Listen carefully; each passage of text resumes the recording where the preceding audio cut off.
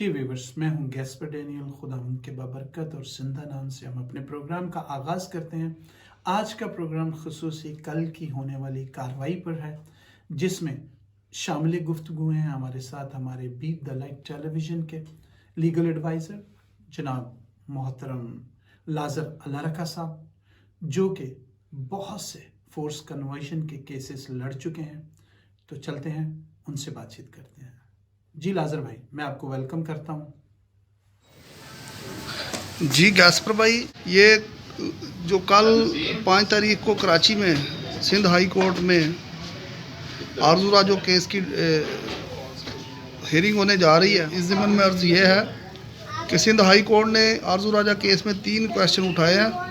पहले नंबर पर यह कि क्या आरजू राजा की उम्र जो है वो बलूगा तक पहुंच चुकी है या वो माइनर है। दूसरे नंबर पे जो सिंध हाई कोर्ट ने ये क्वेश्चन उठाया कि क्या उसकी जो कन्वर्जन है वो किसी दबाव का नतीजे में तो नहीं हुई।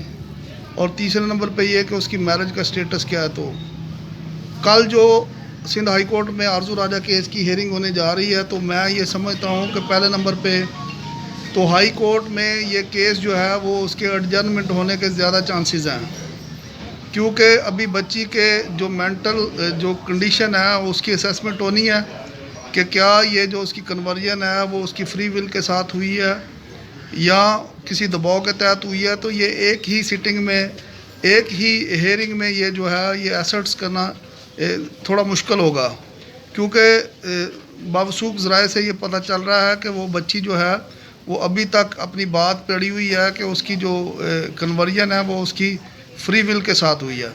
लेकिन साथ ही जो उसका कल्प्रेट है उसका बयान भी सामने आ गया कि वो ये कहता है कि ये मेरी बचपन की मोहब्बत है।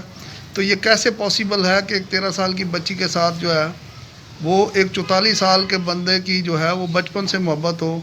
तो इसका मतलब ये है कि जब वो शख्स जो कल्प्रेट है वो उसकी उम्र 31 साल होगी तो तब ये बच्ची पैदा हुई होगी। तो इस ज़मन में अर्ज़ ये है कि ये हाई कोर्ट से हमें कुछ ज़्यादा उम्मीद नज़र नहीं आती, क्योंकि ये बड़ा मुश्किल होगा हाई कोर्ट के लिए भी डिसाइड करना कि वो बच्ची की जो फ्री विल है या चॉइस को जो है वो किसी तरीके से जो है वो देख सके। साथ ही इस बच्ची की जो शादी का जो है मैटर है, तो सिंध प्रोविंस में जो Sindh child marriage stand act है वो इनफील्ड है। तो उसके मद्देनज़र रखते हुए ये बच्ची की जो शादी है ये नल एंड वाइड डिक्लेयर हो जाएगी। तो चलें देखते हैं कल जो है वो सिंध हाई कोर्ट में जो हेयरिंग जा रही है, तो बहुत सारे लोग जो है वो सिंध कराची में जमा होना शुरू हो गए हैं। लेकिन कानूनी तौर पर मैं ये समझता हूँ कि अभी इस केस में एक ही हेयरिंग में इसका फ़ैसला नहीं हो पाएगा। लोग आगे चल के देखेंगे और जो वकला है वो अपने आर्गूमेंट्स देखेंगे, तो फिर ये देखना पड़ेगा कि क्या ये इस बच्ची की जो कन्वर्जन है वो रिवर्स होती है या नहीं होती। बहुत शुक्रिया, थैंक यू वेरी मच। जी लाजर भाई, बहुत बहुत शुक्रिया, आपने बहुत ज़्यादा हमें मालूमात दी।